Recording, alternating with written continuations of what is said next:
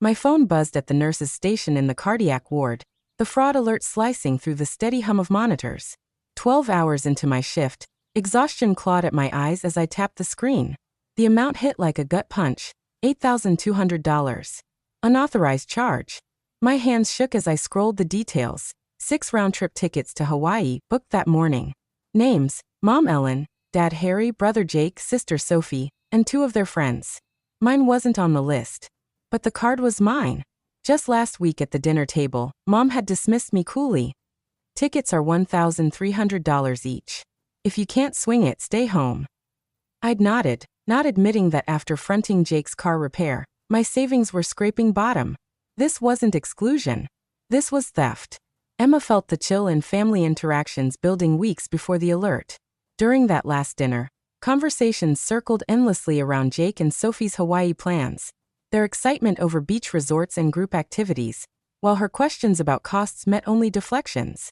Mom avoided eye contact, steering talk to neutral topics like weather, and Dad cut in whenever budget surfaced, implying her input wasn't needed. Tension coiled tighter with each passing day. Subtle jabs like, "You're always the reliable one, Emma," carried an undercurrent of expectation, not affection, as if her role was fixed as the fixer. Fatigue from back-to-back shifts blurred into nagging doubts. Why did her bank balance dip without explanation? Why did app logins demand password resets she hadn't triggered? A sharp pain gripped her chest during quiet moments at work. The realization dawning that the family meant to anchor her now felt like a fading echo. Their support conditional on what she provided. Confusion twisted into quiet anger one evening when she caught Sophie pocketing her phone after a secretive text about a surprise booking. The gesture too evasive to ignore. Emma pushed through her rounds that night, checking for drips and monitoring vitals with mechanical focus, but her mind raced back to the slights. The times she'd covered Sophie's shopping sprees without thanks, or loaned Jake money for emergencies that never got repaid. Each memory fueled the growing rift, her trust eroding like sand under waves. By shift's end, as she clocked out and headed to her car, the weight pressed heavier. Family gatherings that once energized now drained her, leaving a hollow ache. She replayed Mom's words from dinner, the casual exclusion stinging anew, and wondered how long the cracks had been forming. The next morning, off duty, Emma logged into her banking app again, spotting another small unauthorized transfer. A coffee run charged to her card 2 days prior. Her pulse quickened. This wasn't isolated. She called the bank, voice steady despite the turmoil, confirming the pattern. Multiple small hits leading to the big one. The representative's neutral tone only amplified her isolation. No outrage, just procedure. Hanging up, Emma sat motionless, the betrayal sinking deeper, transforming bewilderment into a simmering resolve. Work offered no escape. Colleagues noticed her distraction during lunch, but she brushed it off with a forced smile, unwilling to voice the fracture. Afternoon brought a text from Jake. "Hey, family trip's shaping up great. Wish you could join." The irony burned, his casual cheer masking the theft. She didn't reply, fingers hovering over the keyboard, anger flaring at the deception. Evening shift loomed, but first, she pulled transaction histories, cross-referencing dates with family events. Jake's broken phone replaced after her loan, Sophie's unexpected bills covered quietly. The evidence mounted, each entry a betrayal, pushing her from victimized confusion to a cold clarity. Pain sharpened into focus. She wouldn't confront yet, but the shift had begun, from passive provider to someone reclaiming control. As monitors beeped in the background of her mind, Emma vowed silently, no more blind giving. The calm she once knew lay shattered, replaced by a tension that demanded action. The next morning, Emma's phone rang during her pre-shift coffee, the bank representative's voice confirming the worst without preamble. Jake, removed as an authorized user 2 years earlier after his last emergency loan, had reactivated access 4 months ago using her login credentials. Credentials he must have guessed from overhearing her during family visits. Shock rooted her in place, legs heavy as the details unfolded.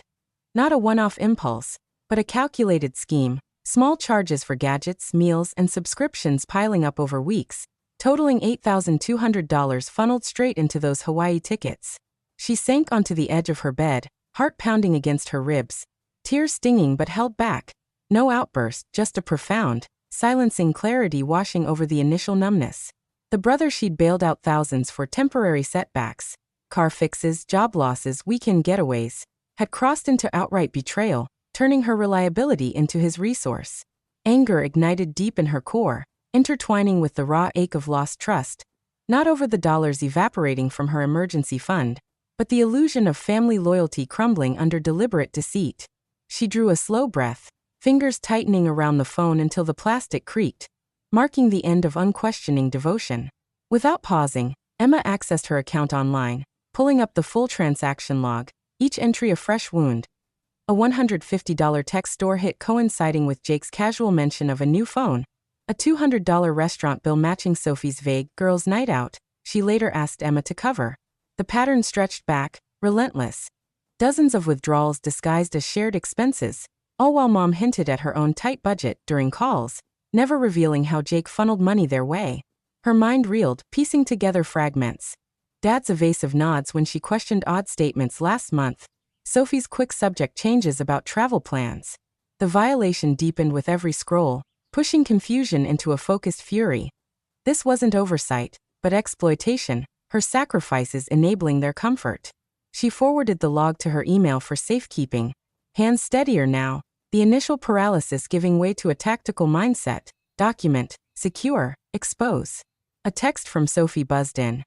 Trips all set. Too bad you couldn't make it. The words fueled the fire, her thumbs itching to respond, but she held back, channeling the rage into action instead. By midday, during a break between patient charts, Emma called the fraud department again, relaying the reactivation details with precise recall of dates and amounts. The rep noted Jake's involvement, explaining how family members often exploited shared access, leading to formal disputes and potential investigations. Emma's voice remained even, masking the storm inside.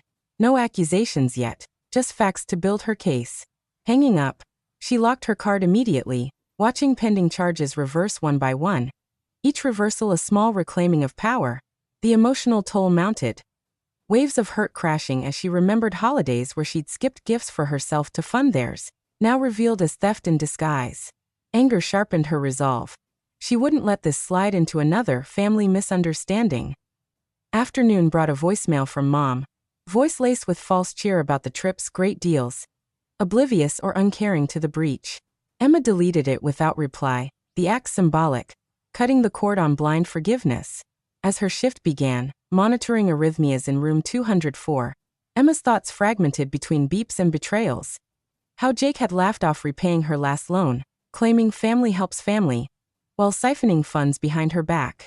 The hypocrisy burned, transforming grief into determination. She'd trusted them with access, and they'd weaponized it. Between vitals checks, she texted a trusted colleague for advice on credit freezes, the response quick and supportive, a contrast to the family's silence on her sacrifices. Tension escalated internally, doubt creeping if she should confront them directly, but no, evidence first. Evening rounds dragged, her focus splitting as another unauthorized alert pinged.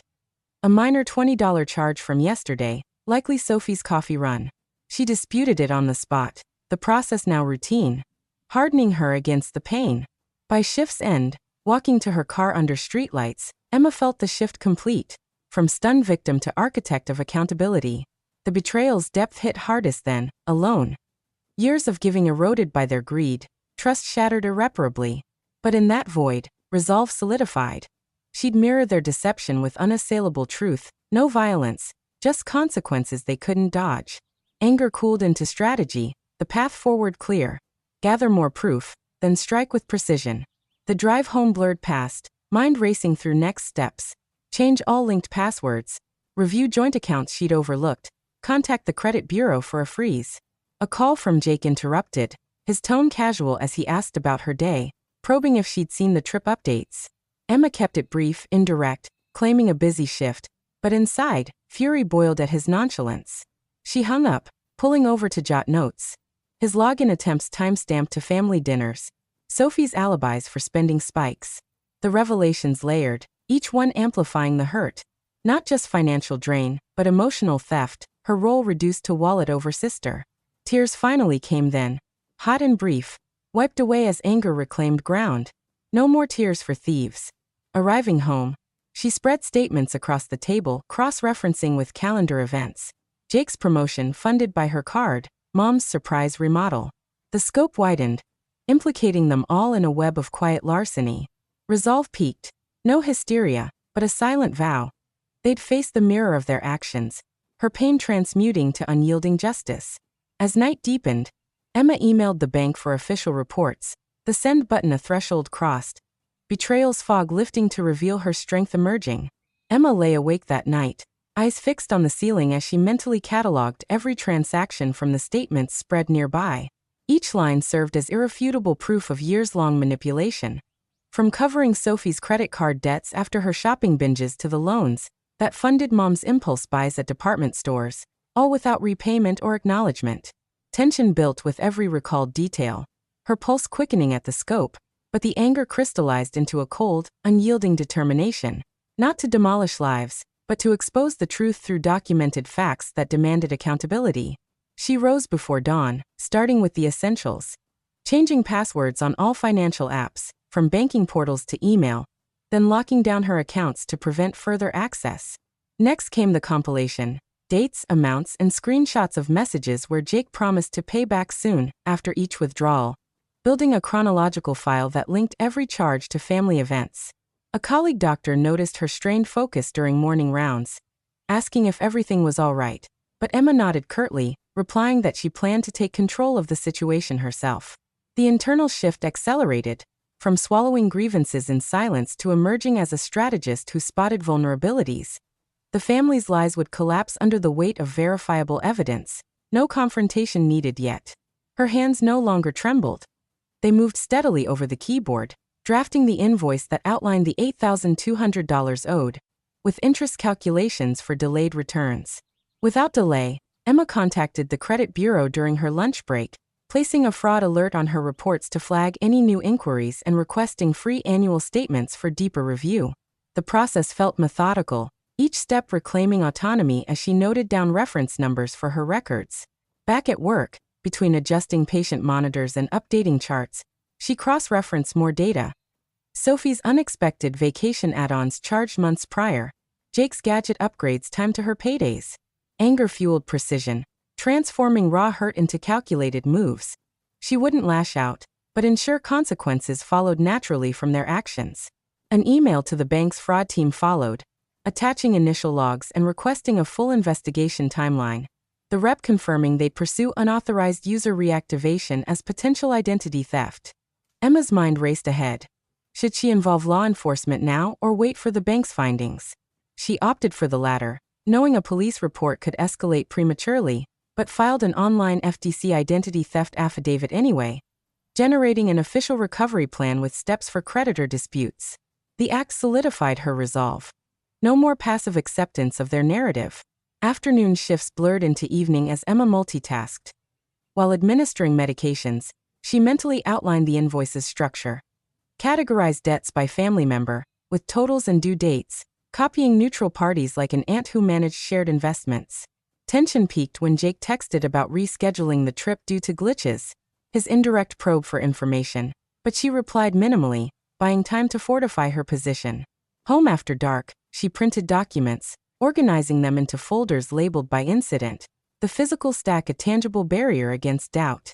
A quick call to her insurance provider revealed coverage for identity theft losses, prompting her to submit a claim for monitoring services, turning potential costs into protected assets.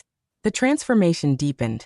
From victim enduring slights to orchestrator of justice, her every action eroding their facade. She enabled two-factor authentication across platforms, then reviewed joint accounts she'd co-signed years ago, initiating closures where possible to sever financial ties. Sleep evaded her again, but this time productively. She researched state laws on familial fraud, noting penalties for unauthorized use that could apply if the bank pressed charges.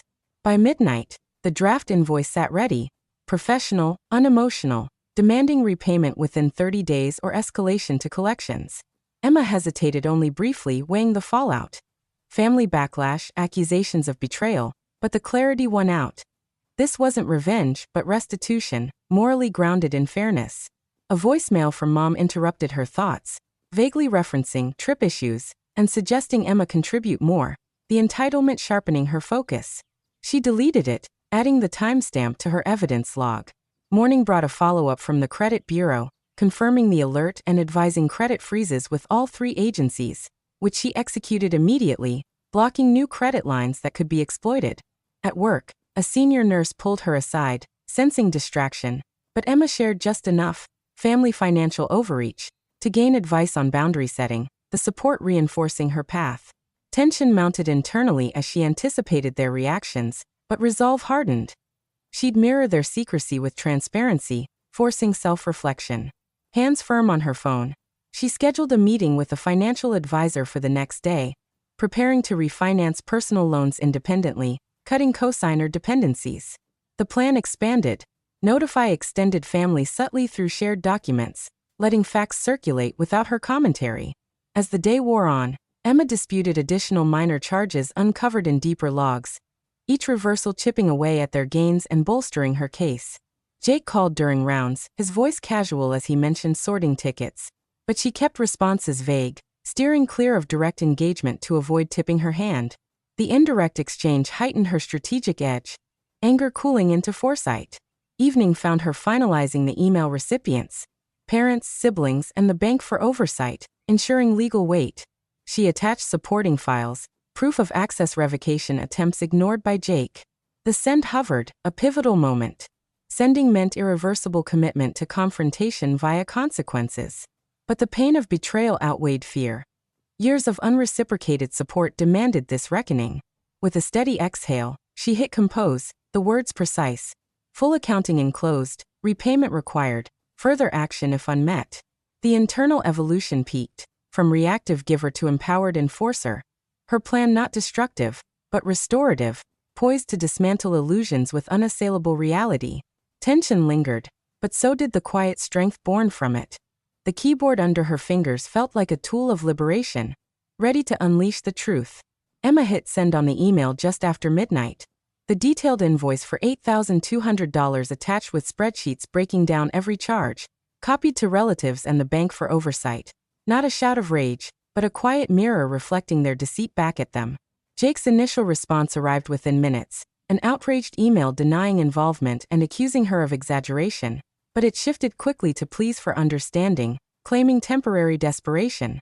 The bank's investigation accelerated from there, uncovering automated transfers set up under false authorizations and login trails leading straight to his devices, prompting them to reverse the ticket purchases and flag his accounts for review.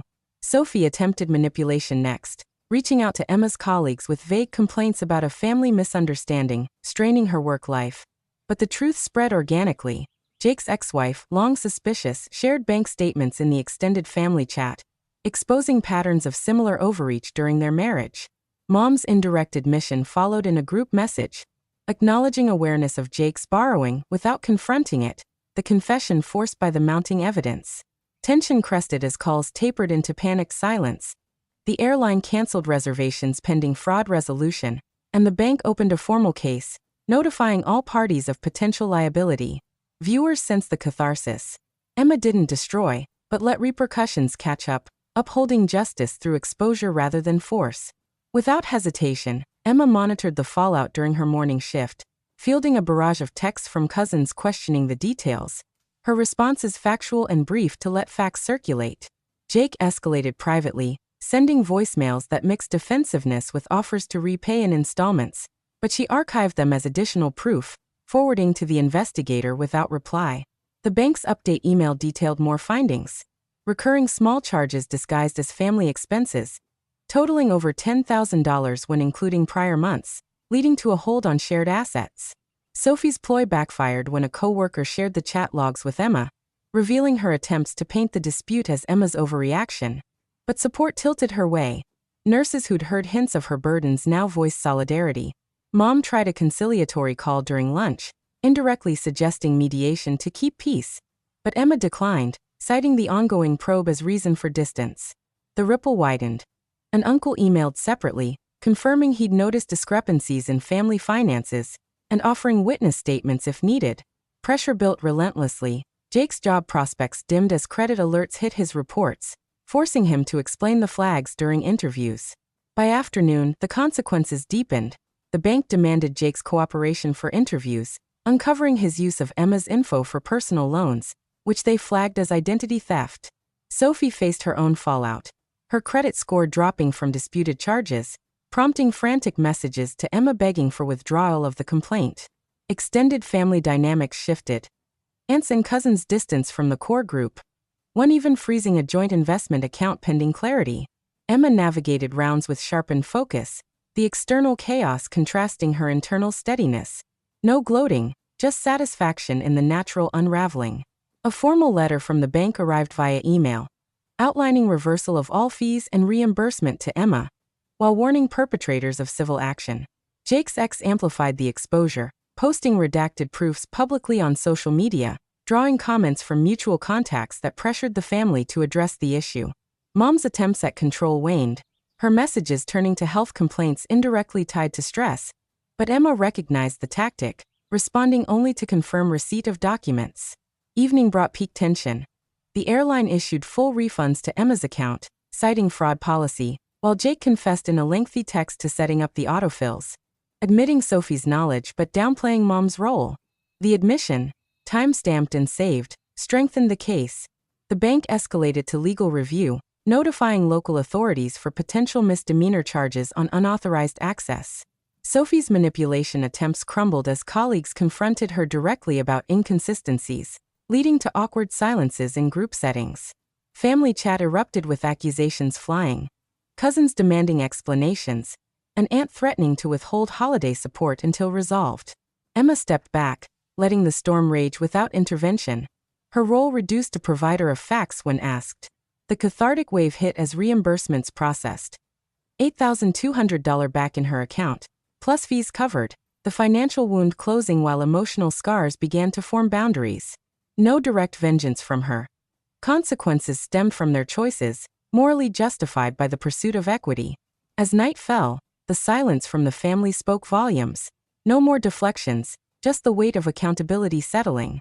Jake's follow-up email proposed a family meeting for apologies, but Emma deferred, prioritizing the bank's timeline over reconciliation. The ex-wife's contributions proved pivotal, her documents linking charges to Jake's gambling habits, forcing him to seek counseling as part of damage control. Sophie's social circle narrowed, friends pulling away after learning of her complicity in the spending. Mom's indirect outreach through a sibling sought sympathy, but it fell flat against the evidence wall. Tension resolved into quiet vindication. Emma reviewed her fortified accounts, the alerts now shields rather than alarms.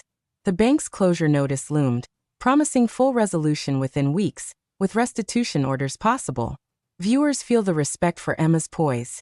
Her strategy dismantled illusions without cruelty, turning betrayal into empowerment. Extended relatives reached out with offers of support, one aunt even suggesting co-counseling for boundaries, shifting alliances permanently. Jake faced professional scrutiny, his resume tainted by the fraud flags, compelling a career pivot. The cycle broke, no more unchecked access, the family's web of dependency exposed and severed. Emma ended the day logging the day's developments, the notebook a testament to her control regained. Catharsis complete in the moral victory of truth prevailing. After the storm, Emma sat in her new apartment, sunlight streaming through windows unblocked by past shadows. The space now hers alone without shared keys or expectations. The wire transfer from the family arrived that morning. Exactly $8,200, no accompanying note or apology words that couldn't erase the underlying hurt, just the mechanical fulfillment of the invoice terms. She didn't await reconciliation or explanations. Instead, she directed the full amount to a scholarship fund for nurses facing family financial pressures, converting the loss into support for others in similar binds. A quiet act that amplified her reclaimed strength. Anger faded into a steady calm, leaving her with the realization. I didn't break you. You did that yourselves. Allies emerged to fill the void. Colleagues organizing casual meetups, new friends from work sharing stories of boundary setting, their presence easing the isolation without demanding details. Emma moved forward unburdened by chains, hope flickering in small decisions like planning solo hikes, the weight of obligation lifted for good. Viewers leave thinking, she endured, and now she's truly alive. Without fanfare, Emma updated her financial apps that afternoon, confirming the scholarship donation processed, and her accounts fortified with alerts, each click reinforcing the independence she'd built. A text from her aunt arrived, offering quiet support and confirming she'd distance from the core family until accountability surfaced, the message a bridge to healthier connections. At work, the senior nurse pulled her aside during break, sharing resources for ongoing credit monitoring. The gesture practical and free of pity, strengthening Emma's professional network as a buffer against old pulls. Jake's sporadic check-ins dwindled to nothing after the bank's final notice, his silence a concession to the consequences. While Sophie's social media went quiet, no more posts about family drama that once sought sympathy. Mom sent one indirect outreach through a cousin, vaguely referencing holidays, but Emma replied neutrally, setting terms for any future contact. Boundaries first, no financial strings. The emotional residue lingered in quiet moments, but she processed it through journaling key lessons. Trust earned through actions, not blood ties alone. By evening, Emma reviewed her budget spreadsheet, now streamlined without allowances for family emergencies. The numbers showing surplus for personal goals like advanced certifications. A call from the financial advisor confirmed her refinanced loans at favorable rates, independent of co-signers, the approval a milestone that solidified her autonomy. Colleagues invited her to a group outing next weekend, the casual planning a contrast to forced family events, fostering bonds based on mutual respect rather than obligation. The ex-wife of Jake reached out once more, thanking Emma for the closure her evidence provided, and sharing tips on long-term recovery groups, the exchange closing a chapter without reopening wounds. Dad's absence spoke loudest. No attempts at justification, just the echo of his earlier deflections, allowing Emma space to redefine family on her terms. She declined a tentative group invite from cousins, opting instead for a solo drive to clear her head. The road ahead open without detours. Weeks passed with steady rhythm. Emma led a workshop on financial boundaries for new nurses, her story anonymized but the advice drawn from lived experience, participants nodding in recognition and sharing their own strains. The scholarship fund sent confirmation of its first recipient, a single mom in nursing school balancing sibling demands, prompting Emma to smile at the ripple effect, her pain repurposed into opportunity. New routines took hold. Morning runs building physical resilience, evening reads on personal finance deepening her knowledge, each habit layering protection against relapse. A colleague introduced her to a community art class, the creative outlet channeling residual tension into sketches of open landscapes, symbols of expanded horizons. Family mentions surfaced rarely now, filtered through neutral updates from the aunt, confirming Jake's job search struggles and Sophie's credit counseling enrollment. Developments Emma noted without satisfaction or spite, just acknowledgement of natural outcomes. Mom's health update came via email, indirect as ever, but Emma responded with brief well wishes, the detachment a hard-won skill. As months unfolded, Emma's apartment filled with elements of her choosing. Plants from work gifts thriving on the sill, a wall calendar marking progress toward vacation savings, all without external input. The bank's closure letter arrived, detailing full resolution and no further action needed, the final stamp on her victory. She celebrated quietly with allies over coffee, toasting to fresh starts, their laughter a reminder that support came from chosen circles now. Internal peace deepened. Doubts about her severity faded, replaced by confidence in decisions that prioritized self over appeasement. A new date from the hospital socials showed promise. Easy conversations about shared shifts, no hidden agendas, the connection light and reciprocal. The old phone number for family went unused, archived in a drawer, its ringtone silenced long ago. Emma volunteered for extra shifts when needed, but set limits, ensuring time for rest and pursuits that nourished rather than depleted. Hope solidified in everyday acts. Booking that certification course, joining a hiking group for weekend trails, each step forward unmarred by backward glances. The scholarship's impact report highlighted success stories, mirroring her own arc from burden to benefactor. Allies grew.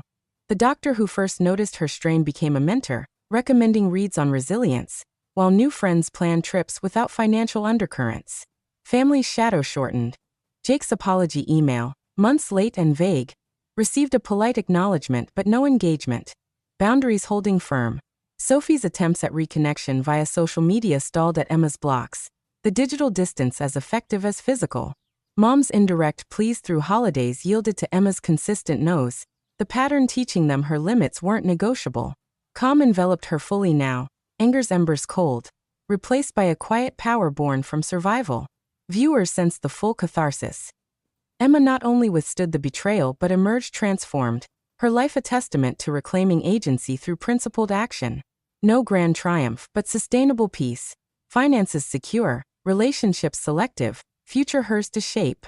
She stood on her balcony one evening. City lights below symbolizing paths untaken no more. The air clear of obligations weight. The journey's end brought not erasure of pain, but integration. Scars as guides, not shackles. Forward motion defined her days, hope not fleeting but foundational, proving endurance led to authentic living. In quiet reflection, Emma knew the truth. Freedom came from facing the fracture head-on, turning loss into lasting strength.